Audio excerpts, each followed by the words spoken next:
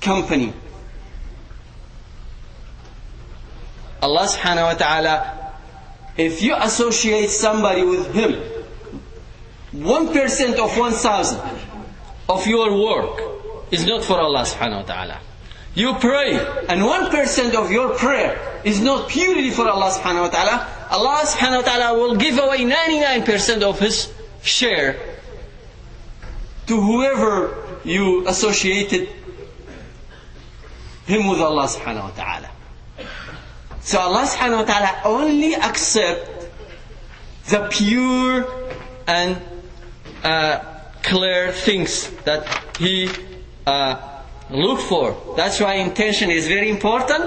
The first thing to attain a pure heart is to have a clear intention. In whatever you do, if you don't do it fully, completely, purely for Allah subhanahu wa ta'ala, Allah will not accept it. It's not half-half, it's not 1% for him, and you have a little bit of, thinking back of your head, I give this charity to somebody, but in your mind, in your heart, in your back mind, you have a little bit of interest in giving this charity to this person for a worldly reason. Allah subhanahu wa ta'ala will not accept that. So the first thing to attain a pure heart is to make sure that whatever you do it for Allah subhanahu wa ta'ala. There's no other purpose. There's no other hidden intentions. There's no other things in your mind, in your heart. And if you have any doubt, not doing it is better. I don't say that shaitan will trick you in that. Whenever you give a charity, you do something right, shaitan comes, if I do that, is it really for Allah subhanahu wa ta'ala? Or so on, so on. Do not listen to the shaitan's whispers. Do not just look at your intentions, look at what you do it right, with the way Allah subhanahu wa ta'ala said, and go on.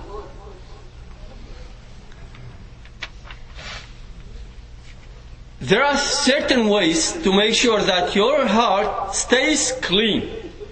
Because as we said, you really cannot attain or maintain this pure heart, because it's impossible to do that, but you have to work on it day and night to make sure you clean it. The way we take care of our body, it is the same thing. Can use same analogy, same thing, same thinking of cleaning your heart. Nowadays it's called outside. When you come out, before you come out, you bundle up, double up all the clothes. Make sure that you have your coat on, your hat, your gloves, and everything supposed to you wear in winter, it's outside. You do not come out with a summer clothes. You come out preparing ahead of time before you come out, thinking about it, working on it, planning on it before you come out. So you protect your body from the environment outside, which is cold, rain, snow, whatever it is. So the same analogy, the same thinking, the same process is the same thing for your heart. You have to work on it. You have to think about it. You have to plan for it. And the way you do this is like your bank account. You always look at the money you make versus the money you spend. If you are a good planner, you always have to have more money in your bank account. You input more than what you spend. The first thing to do to maintain this clean heart is to make sure that you do what Allah subhanahu wa ta'ala made it obligation on you. The 5 prayers on time. The most important thing is to do your prayers on time. Do not delay them. Do not say, okay, I do it not on time, maybe next hour. still the time, the Prophet ﷺ said that the best thing that you can offer as-salatu ala awqatiha. You do it on time because shaitan is standing. You don't do it now, next hour he will create something in your heart, something will come up, you delay to the next hour, and then suddenly there's no time to pray. Somebody will come, somebody will call you, something happened, and you delay it. So the Prophet ﷺ says that Allah subhanahu wa ta'ala said in a hadith Qudsi that He loves the most thing, the best thing He loves, and the best thing that you can do to get closer to Allah subhanahu wa ta'ala is doing what He made it obligation on you, 5 daily prayers. With that, making sure that you do all the sunan al-muakkada, the sunan with the salat, like the Dhuhr has 2 rak'ah before it, 2 rak'ah after it.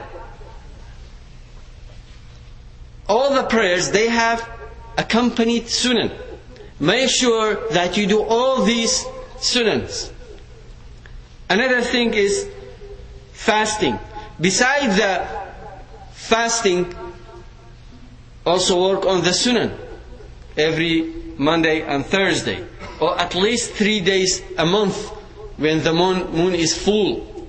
Like in the Hijri calendar, it's 13, 14 and 15. When the moon is full, you fast these days. Because the Prophet ﷺ says that from a prayer to a prayer, from a Jum'ah to a Jum'ah, from Ramadan to a Ramadan, your heart will be cleaned.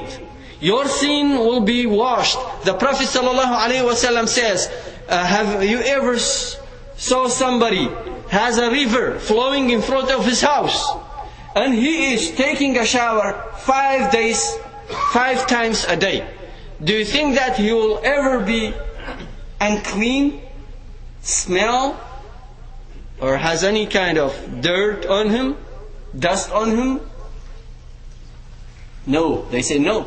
He said that's the 5 daily prayers. If you do them right, if you do them on time, if you do them carefully, knowing what you say, pay attention to whom you talk to, and be aware of your time you spend during this 2 minutes, 3 minutes with Allah subhanahu wa ta'ala. Do not go away. Stay with Allah subhanahu wa ta'ala. He is listening to you. He is talking to you. He is talking to you. And the Prophet sallallahu alaihi wasallam says, you only have the amount of your prayer when you are aware of it. If you go away and wake up only when you say Assalamu alaikum, this prayer will not pass above your head. You have to know what you say. You have to be aware of what you do. And the Prophet ﷺ, al-Jum'ah ila al-Jum'ah, mukaffirat. The Jum'ah, from Jum'ah to Jum'ah, Allah subhanahu wa ta'ala will clean you if you come to the Jum'ah. And also Ramadan ila Ramadan. The Ramadan is a big opportunity to clean this heart, to make sure that you attain this cleanness. And ultimately, when you miss all these opportunities, there's also another opportunity. It's a lifetime opportunity to come clean. Hajj. The Prophet ﷺ says, Al-Hajj al-Mabrur laysa lahu jaza'un illa al-Jannah.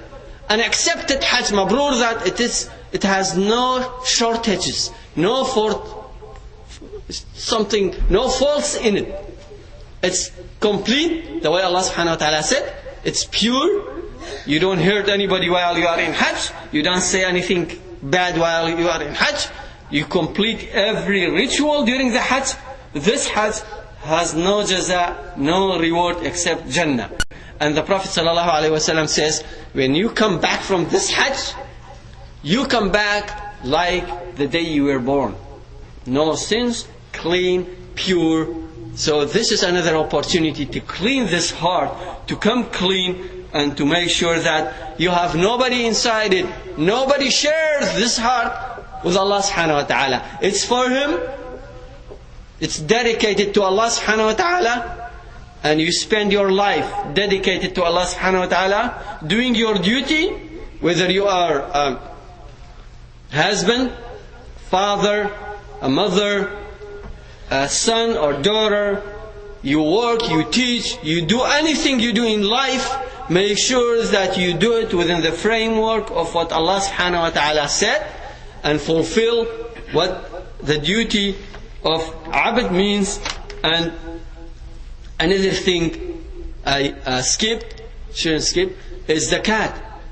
Cleaning your wealth, your money, your belongings. You have to clean it by giving it away. Not only zakat, إن في المال حقا سوى الزكاة. The scholar said there is a zakat which is first. There is another haq, another right of poor people in your wealth. You don't have to be wealthy to make donations.